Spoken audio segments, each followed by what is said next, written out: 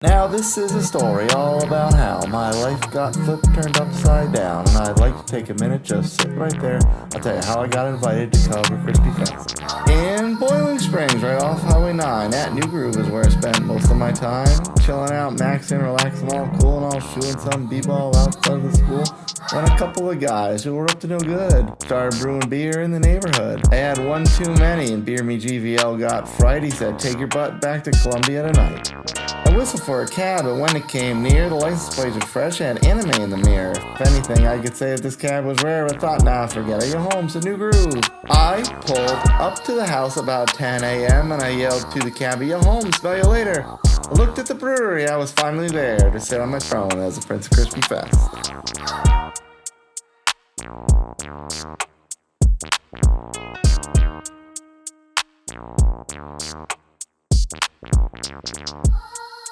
Welcome back with more from Crispifest here at New Groove Artisan Brewery. 13 Stripes. I know Dave's TV will appreciate me talking to some people from 13 Stripes. Aaron, part owner. Now, you and Michael have an interesting relationship. He runs the Taylor's Mill, you run the River Lodge. So what's that like as far as each having a spot to kind of own yourself? So Mike handles all the distribution, brewing, and that aspect of it. I actually handle the tap room for both locations. So all the staffing for it, payroll, menus, maintenance, all of that for both locations. Awesome. Yeah. So it is Crispifest. Now, not my king. That's what I've got in my glass right now, and that is very much a flagship lager, Crispy Boy, for the theme of the day for 13 Stripes. But overall, 13 Stripes to me, when I first moved down here a few years ago, was always Hazy's and Stouts, or not necessarily Stouts, but dark beers. Yeah. So, what coming out here for 13 Stripes? What is the brand that you want to promote to the clientele? So I mean, we do a lot of different beers, as you know, most breweries are doing right now. But we're really specializing in hazies, lighter beers now, and still doing our heavy stouts, dessert stouts, kind of. So those kind of three niches. But we make everything in between, but that's kind of what we're focusing on right now. Are there any styles Are there styles that you want to steer away from, or you haven't tried yet? So we still haven't. We don't really have a space for it. Haven't really delved too much into sours or saisons, and at this point, we don't really have any plans in the future of doing it. Just because you kind of have to have a whole new setup for it. You don't want to contaminate your cleaning system. So we haven't really gotten into that yet. I'm not sure if we ever will. At least not anytime soon. Being that we're into quote-unquote crispy season, where people want something light, something crushable, how do you balance what 13 Stripes general style guidelines, so to speak, is versus what people are coming in to ask for? So we've always got room on tap for a little bit of everything. You know, this time of year we release a lot more of our light, citrusy kind of beers. That are seasonal releases. Not My King's a year round. We always have that on, but we always try to keep a dark beer on tap, a barrel aged beer on tap, the hazy's on tap. Just so there's something for everyone that comes in. But this time of year for sure, we're releasing way more light beers. We got our Sergeant Molly coming out next week, which is like a citrusy American style wheat beer. Floating Forgetfully Long we brought out today. We have that. That's like a table beer, just American table beer, real low ABV, 3.5%, somewhere in that range. That is a great crusher. Yeah. So all those styles come out just this time of year. So we really double down on the little bit lighter drinkable beers this time of year, and then starting in the fall, all those really heavy beers come out. And Old Soul comes out in December, along with Harm's Way, and more of our porters and brown ales and whatnot. So coming around that time. So.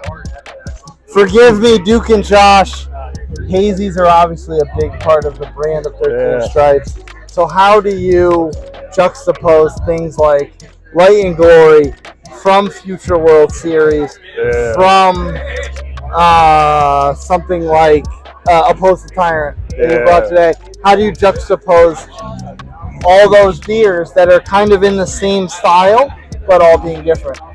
Yeah, I mean, one of the biggest things is trying not to have them all on tap at the exact same time. So trying to, offset. Freeborn. I'm forgetting Freeborn. Yeah. So Freeborn's on all year round. Yeah. And we try to offset when the other ones release, just so we're not too heavy-handed with the hazies or whatnot. And they're all tweaked just a little bit, different, either different yeast or different grain bill or different hops or completely different style like Light and Glory, which is more of like a hazy pale ale. So, yeah. How do you differentiate between the Taylor's Mill location and the River Lodge location? Because obviously River Lodge has a full kitchen. Yeah. They have a bourbon bar versus Taylor's Mill, which is the OG. Yeah. So really, Taylor's Mill, been open 6 years now. We do all of our really, really big events down there, so it's way more event-centric. Just beer and wine, restaurant next door, but we keep that as more big events, big parties, which will continue in the future, whereas the River Lodge is more of we do some events down there, but it's more of a casual family gathering spot. We've got beautiful views of the river, a great food menu, great cocktail bar, and of course the beer as well, so a little bit of something for everyone. And what's your style of choice? Do you like these crispy crushes? Or are you more like heavier, more IPA? What's your style? So my favorite style, my favorite beer that we do is our pale ale. To be honest, I'm a pale ale guy. That's my jam. The Light and Glory? Nathan Hale. Nathan Hale, yes. Nathan Hale, okay. Yeah. So I really like English style beers and like German style. So Oktoberfest, that's one of my favorite. When that comes out, and then around St. Patrick's Day we do that Irish red ale and the Irish dry stout. So those are a couple of my favorites. Compare that to Irish red ale. Compare that to the Machias Liberty, because that was one of the first 13 Stripes beers I had, and I loved it. I love nitro beers. Yeah. So how does that compare to something like that? The Irish dry stout versus the Machias Liberty? Yeah. Yeah, so the Machias Liberty is a milk stout, so it's got a little bit lactose sugar. It's going to have a little bit more creaminess, a little bit more sweetness, and just a little bit more creaminess mouthfeel in the beer, whereas the dry stout is going to be similar to what Guinness is, so it's got a little bit more bitterness, not quite as much sweetness, and the body is going to be thinner than a milk stout. What pulled you guys out here to Crispifest? Because you weren't here at Woodstock in January. Yeah, so I'm not sure what happened with why we weren't out with Woodstock. We've been a part of Crispifest since they started. We're pretty good friends with Jonathan and Josh, and since they've been doing this, we've been at least make an attempt to be out here. This is my first time out here, actually. Mike's usually out here with some of the staff or whatnot. But yeah, we've been good friends with those guys. We like to try to support them as much as we can and be out when we're available. So it just works out this time of year for us to come out to this one. Being that you are an established brand as opposed to some of the other people I've talked to, which may be newer brands, you're a very established brand, not only in local as far as people coming out of the tap room, but also distro. 13 Stripes, the little canning machine that could. Yeah. There's a lot of 3 cans at a time. Yeah. There's a lot of 13 Stripes that goes out into the market. Yeah. So what is the word? What's the word you want to get out about 13 Stripes? Whether the Taylor's Mill tap room, the River Lodge tap room, what do you want to sell as far as getting clientele out to 13 Stripes? I would just say, it's really hard to differentiate. Breweries in general, especially local family-owned breweries or whatnot, that's generally the goal. It's community, family-centered spaces. We want to come out, we want to have fun events, fun parties for different community groups, bringing people together, whether it's music bingo or trivia or having an 80s night or 90s night or, whatever it happens to be. That's kind of what our focus is, just having fun time, come out and hang out, hopefully disconnect from their devices a little bit and just hang out, have some good beers. So. And to have a little bit of fun, I spoke off camera with the Peach City crew a little while ago, and they were saying there was one beer called the Bedroom Post that was a Revolutionary War reference that obviously 13 Stripes has a great deal in all these Revolutionary War interests. Yeah. And they were like, I don't know if we can get that passed as far as the name thing. Hey man, we don't have a trademark on the whole Revolutionary War, so the more people that can find a lot of these old tales and old, just things that happen or whatnot, name beers after them. That's fine with us. It's fun, man. It's keeping those legends alive, right? So, how is that integral to the 13 Stripes brand as far as the Revolutionary War themes? Because you always put a little story on the can, which I always love. Yeah, I mean, yeah, we love bringing up those old legends, those old tales, of, different especially lesser known figures of the Revolutionary Wars. Like everyone knows who George Washington is, and all those, most of the founding fathers. We got a lot of stories that just bring up these smaller, lesser known, figures, which is fun. Bringing it in with the brand is just we like to kind of market ourselves just like a revolutionary kind of brewery that's.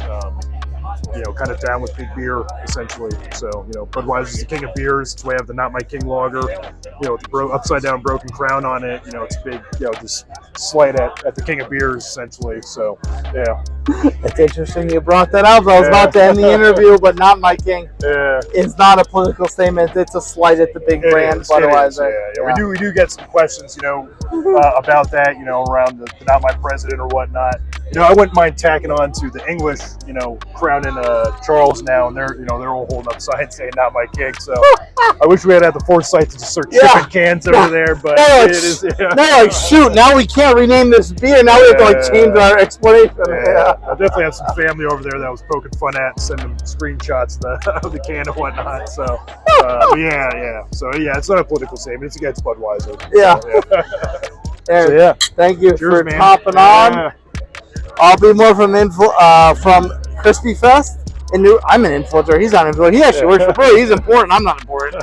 Aaron, thank you for joining me. Appreciate it. Yeah, good to see you. Cheers. Yeah, cheers. Yeah.